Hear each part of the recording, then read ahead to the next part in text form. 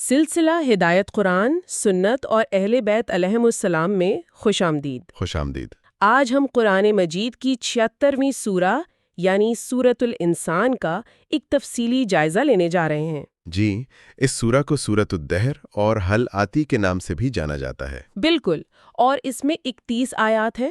مفسرین کے درمیان اس کے مکی یا مدنی ہونے پر کچھ اختلاف تو ہے، لیکن اس کی جو اہم ترین آیات ہیں ان کا ایک خاص شان نزول ہے جو مدینہ میں پیش آیا۔ اور اس سورہ کا نام ہی بہت کچھ کہہ دیتا ہے، الانسان۔ یہ ایک طرح سے پوری انسانیت کی کہانی ہے۔ جی، اس کے مرکزی موضوعات میں انسان کی تخلیق، اس کی ہدایت اور اختیار، اور پھر نیک لوگوں یعنی ابرار کے لیے اللہ کے انعامات اور ان انعامات کی بنیاد بننے والے ایثار کی وہ عظیم مثال شامل ہے۔ تو آئیے اس سفر کا آغاز کرتے ہیں۔ سورہ کا پہلا حصہ ہی انسان کی تخلیق پر ایک بہت گہرے سوال سے شروع ہوتا ہے۔ جی، بسم اللہ الرحمن الرحیم۔ هل أتى على الإنسان حين من الدهر لم يكن شيئا مذكورا۔ اللہ اکبر۔ إنا خلقنا الإنسان من نطفة أمشاج نبتليه فجعلناه سميعا بصيرا۔ سبحان اللہ۔ إنا هديناه السبيل إما شاكرا وإما كفورا۔ ترجمہ ہے، کیا انسان پر زمانے میں ایک ایسا وقت آیا ہے جب وہ کوئی قابل ذکر چیز نہ تھا؟ مطلب ایک سوال سے بات شروع ہو رہی ہے۔ بے شک ہم نے انسان کو ایک مخلوط نطفے سے پیدا کیا تاکہ اسے آزمائیں، پس ہم نے اسے سننے والا، دیکھنے والا بنایا۔ بے شک ہم نے اسے راستے کی ہدایت کر دی، خواہ وہ شکر گزار بنے اور خواہ ناشکرا۔ یہاں اللہ تعالیٰ ہمیں ہماری اصل حقیقت یاد دلا رہا ہے۔ ایک وقت تھا جب ہمارا کوئی نام و نشان تک نہیں تھا۔ جی، ہمارے وجود کے ذرات شاید مٹی میں، پانی اور ہوا میں بکھرے ہوئے تھے۔ جی، پھر اللہ نے ہمیں نطفت امشاج یعنی ایک مخلوط قطرے سے بنایا۔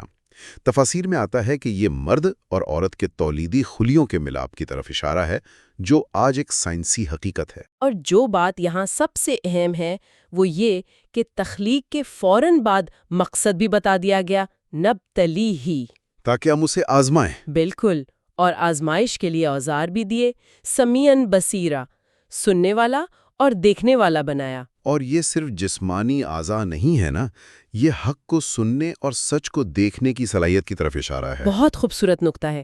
اور پھر آیت نمبر 13 تو جیسے اس پورے معاملے کا خلاصہ ہے، انا ہدیناہ السبیل۔ ہم نے راستہ دکھا دیا، سیدھا، واضح۔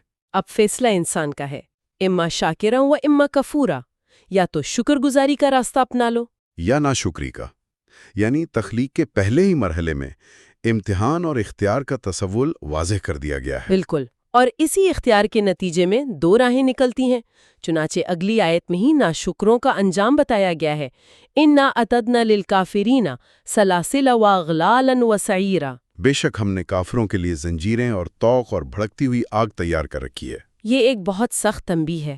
اور اس سخت تنبیہ کے فوراً بعد گفتگو کا رخ ایک ایسے خوبصورت تضاد کی طرف مڑتا ہے کہ انسان دنگ رہ جاتا ہے۔ جی ہاں، یہاں سے ان نیک بندوں کا ذکر شروع ہوتا ہے جنہیں ابرار کہا گیا ہے، اور ان آیات کے پیچھے ایک ایسی کہانی ہے جو ایثار اور اخلاص کی ایک لازوال داستان ہے۔ یہ واقعہ سن کے تو واقعی رونگٹے کھڑے ہو جاتے ہیں۔ تفاسیر کے مطابق امام حسن اور امام حسین علیہم السلام، جو رسول اللہ صلی اللہ علیہ وآلہ وسلم کے نواسے تھے، وہ بچپن میں بیمار ہو گئے۔ تو ان کی صحت کے لیے ان کے والد حضرت علی علیہ السلام، والدہ سیدہ فاطمہ سلام اللہ علیہا اور ان کی خادمہ فضا نے 3 دن کے روزوں کی نذر مانی۔ اور جب اللہ نے بچوں کو شفا دی تو انہوں نے نذر پوری کرنے کے لیے روزے رکھے۔ اب آپ منظر سوچیں، تینوں دن جب افطار کا وقت آتا اور وہ جو کی چند روٹیوں سے روزہ کھولنے لگتے تو دروازے پر کوئی آ جاتا۔ اور کھانا کیا تھا؟ صرف چند جو کی روٹیاں۔ پہلے دن ایک مسکین آیا، انہوں نے وہ سارا کھانا اسے دے دیا اور خود صرف پانی سے افطار کر لیا۔ دوسرے دن ایک یتیم دروازے پر آیا اور پھر وہی ہوا، اپنی بھوک پر اس کی ضرورت کو ترجیح دی اور سارا کھانا اسے دے دیا۔ اور تیسرے دن ایک قیدی نے سوال کیا، اس بار بھی وہی ہوا۔ 3 دن مسلسل فاقے کی حالت میں اپنی ضرورت کی چیز اللہ کی راہ میں دے دی۔ یہ کوئی اضافی چیز نہیں تھی، یہ اس وقت ان کے پاس جو کچھ تھا وہ سب کچھ تھا۔ اسی عمل کی شان میں اللہ نے یہ آیات نازل فرمائیں، ان الابرار یشربون من کأس کان مزاجها کافورا عینن یشرب بها عباد اللہ یفجرونہا تفجیرا یوفون بالنذر ویخافون یوما کان شرہ مستطیرا وَيُطْعِمُونَ الطَّعَامَ عَلَى حُبِّهِ مِسْكِينًا وَيَتِيمًا وَأَسِيرًا انما نطعمکم لوجہ اللہ لا نريد منکم جزاء ولا شکورا إِنَّا نَخَافُ مِن رَّبِّنَا يَوْمًا عَبُوسًا قَمْطَرِيرًا ترجمہ ہے بے شک نیک لوگ ایسے جام سے پئیں گے جس میں کافور کی آمیزش ہوگی۔ یہ ایک ایسا چشمہ ہے جس سے اللہ کے بندے پئیں گے اور اسے جہاں چاہیں بہا لے جائیں گے۔ یہ وہ لوگ ہیں جو نذر پوری کرتے ہیں اور اس دن سے ڈرتے ہیں جس کی سختی ہر طرف پھیلی ہوئی ہوگی۔ اور وہ اللہ کی محبت میں مسکین، یتیم اور قیدی کو کھانا کھلاتے ہیں۔ یہاں ایک آیت پر رکنا بہت ضروری ہے۔ وَيُطْعِمُونَ الطَّعَامَ عَلَى حُبِّهِ، یعنی اس کھانے کی محبت کے باوجود اسے کھلاتے ہیں۔ یہ اس پورے عمل کی روح ہے۔ قربانی وہ نہیں جو فالتو چیز سے دی جائے۔ قربانی وہ ہے جو اپنی پسندیدہ اور ضرورت کی چیز سے دی جائے۔ اور پھر اگلی آیت تو اخلاص کی انتہا ہے۔ جی، وہ کہتے ہیں ہم تمہیں صرف اللہ کی رضا کے لیے کھلا رہے ہیں، ہم تم سے نہ کوئی بدلہ چاہتے ہیں اور نہ شکریہ۔ ایک سوال ذہن میں آتا ہے، تفاسیر میں ذکر ہے کہ انہوں نے یہ الفاظ زبان سے ادا نہیں کیے تھے۔ بالکل، یہ تو اللہ تعالیٰ ان کے دل کا حال بیان فرما رہا ہے۔ یہی تو بات ہے، ان کی نیت اتنی خالص تھی کہ اللہ نے خود ان کے اندرونی احساس کو وحی کا حصہ بنا دیا۔ اس سے معیار کتنا بلند ہو جاتا ہے۔ جی، بات صرف عمل کی نہیں بلکہ اس نیت کی ہے جو عمل کے پیچھے چھپی ہوئی ہے۔ اور ان کا محرک صرف دو چیزیں تھیں، اللہ کی رضا کا حصول اور قیامت کے اس ہولناک دن کا خوف جسے قرآن نے یومن عبوسن قمطریرا کہا ہے، یعنی ایسا دن جو چہروں سے خوشی چھین لے۔ تو اس بے مثال قربانی اور اس خالص نیت کا صلہ کیا ہے؟ یہاں سے سورہ ان انعامات کی تفصیل بیان کرتی ہے جو تصور سے بھی باہر ہے۔ اور جس انداز میں یہ انعامات بیان ہوئے ہیں وہ خود ایک شاہکار ہے۔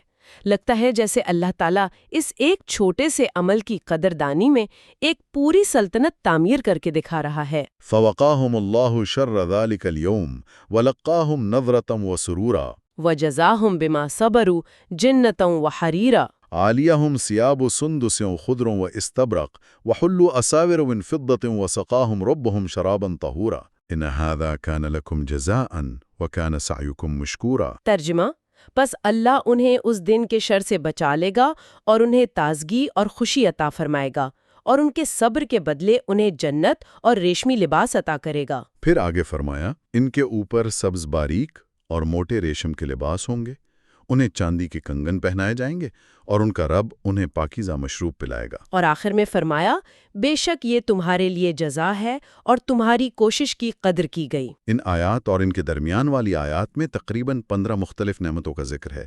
جنت، ریشمی لباس، اونچے تخت، گھنے سائے، ایسے پھل جو دسترس میں ہوں، چاندی کے برتن، شفاف پیالے، سلسبیل نامی چشمہ، اور ایسے خدمتگار جو بکھرے ہوئے موتیوں کی طرح حسین ہوں۔ یہاں ایک بہت ہی لطیف نقطہ مفسرین بیان کرتے ہیں، وہ یہ کہ جنت کی نعمتوں کی اس قدر تفصیل کے باوجود اس پوری سورہ میں حور عین کا ذکر نہیں ہے۔ جی، یہ بہت اہم نقطہ ہے۔ کہا جاتا ہے کہ چونکہ یہ آیات سیدہ فاطمہ سلام اللہ علیہا کی شان میں نازل ہوئیں تو ان کے احترام میں اللہ تعالیٰ نے اس نعمت کا ذکر نہیں فرمایا۔ اور یہ بات اس سورہ کو ایک بہت ہی خاص مقام عطا کرتی ہے۔ یہ اس شان نزول کی ایک اور تصدیق سمجھی جاتی ہے۔ اور پھر ان تمام نعمتوں کے ذکر کے بعد ایک ایسی نعمت کا ذکر ہے جو سب سے بڑھ کر ہے، وَسَقَاهُمْ رَبُّهُمْ شَرَابًا طَهُورًا، اور ان کا رب خود انہیں پاکیزہ مشروب پلائے گا۔ یہ بہت گہری بات ہے۔ کافور اور زنجبیل والے مشروبات کے ذکر کے بعد آخری انعام ایک ایسا مشروب ہے جسے صرف طہور یعنی پاکیزہ کہا گیا ہے۔ جی، مفسرین کہتے ہیں کہ یہ کوئی عام مشروب نہیں، یہ اللہ کی طرف سے براہ راست روحانی پاکیزگی کا جام ہے۔ یہ وہ آخری مرحلہ ہے جہاں روح دنیا کی ہر یاد اور ہر قدورت سے پاک ہو جاتی ہے۔ یہ جسمانی لذت سے کہیں آگے روحانی عروج کی بات ہے۔ بالکل، اور اس سب کے بعد اللہ کا وہ جملہ جو ہر کوشش کرنے والے کے لیے تمغہ ہے، اِنَّ هَذَا كَانَ لَكُمْ جَزَاءٌ وَكَانَ سَعْيُكُمْ مَشْكُورًا، بے شک یہ تمہاری جزا ہے اور تمہاری کوشش کی قدر کی گئی۔ اللہ یہ نہیں کہہ رہا کہ تمہاری کوشش قبول ہوئی، بلکہ کہہ رہا ہے مشکور ہوئی، یعنی ہم تمہارے شکر گزار ہیں۔ یہ اللہ کی طرف سے قدردانی کا سب سے بڑا اعلان ہے نا؟ سبحان اللہ۔ تو اب تک ہم نے دیکھا کہ انسان کو اختیار دیا گیا، پھر اس اختیار کے بہترین استعمال کی ایک زندہ مثال دی گئی، اور پھر اس کا نتیجہ دکھایا گیا۔ اب سورہ کے آخری حصے میں ان اصولوں کا خلاصہ ہے جن پر چل کر اس مقام تک پہنچا جا سکتا ہے۔ جی، سورہ کا آخری حصہ نبی اکرم صلی اللہ علیہ وآلہ وسلم سے مخاطب ہے، لیکن اس میں پیغام ہم سب کے لیے ہے۔ اِنَّا نَحْنُ نَزَّلْنَا عَلَيْكَ الْقُرْآنَ تَنزِيلًا فَاصْبِرْ لِحُكْمِ رَبِّكَ وَلَا تُطِعْ مِنْهُمْ آثِمًا أَوْ كُفُورًا وَاذْكُرْ اسْمَ رَبِّكَ بُكْرَةً وَأَصِيلًا وَمِنَ اللَّيْلِ فَاسْجُدْ لَهُ وَسَبِّحْهُ لَيْلًا طَوِيلًا۔ ترجمہ: بے شک ہم نے ہی آپ پر یہ قرآن بتدریج نازل کیا ہے، پس آپ اپنے رب کے حکم پر صبر کریں اور ان میں سے کسی گنہگار یا کافر کی اطاعت نہ کریں۔ اور صبح و شام اپنے رب کا نام یاد کریں، اور رات کے کچھ حصے میں اس کے لیے سجدہ کریں، اور رات کے طویل حصے میں اس کی تسبیح کریں۔ یہ 5 ہدایات دراصل اسی ابرار کے مقام تک پہنچنے کا عملی راستہ ہیں۔ جی، صبر، باطل کی اطاعت سے انکار، اور پھر دن رات اللہ سے تعلق، صبح و شام اس کا ذکر، اور رات کو طویل سجدے اور تسبیح۔ یہ روحانی طاقت حاصل کرنے کا ایک نسخہ ہے۔ اور یہ وہی صبر اور اللہ پر توکل ہے جو اہل بیت علیہ السلام نے اس بھوک کی حالت میں دکھایا تھا۔ بالکل، اور پھر اختتامی آیات میں پوری سورہ کا پیغام سمیٹ دیا گیا ہے۔ إِنَّ هَٰؤُلَاءِ يُحِبُّونَ الْعَاجِلَةَ وَيَذَرُونَ وَرَاءَهُمْ يَوْمًا ثَقِيلًا وَمَا تَشَاءُونَ إِلَّا أَن يَشَاءَ اللَّهُ إِنَّ اللَّهَ كَانَ عَلِيمًا حَكِيمًا۔ ان آیات میں دنیا کی عارضی زندگی سے محبت کرنے والوں پر تنقید کی گئی ہے کہ وہ آخرت کے اس بھاری دن کو بھولے بیٹھے ہیں۔ پھر اللہ اپنی قدرت یاد دلاتا ہے اور فرماتا ہے کہ یہ قرآن ایک نصیحت ہے، فَمَن شَاءَ اتَّخَذَ إِلَىٰ رَبِّهِ سَبِيلًا۔ بس جو چاہے اپنے رب کی طرف جانے کا راستہ اختیار کر لے۔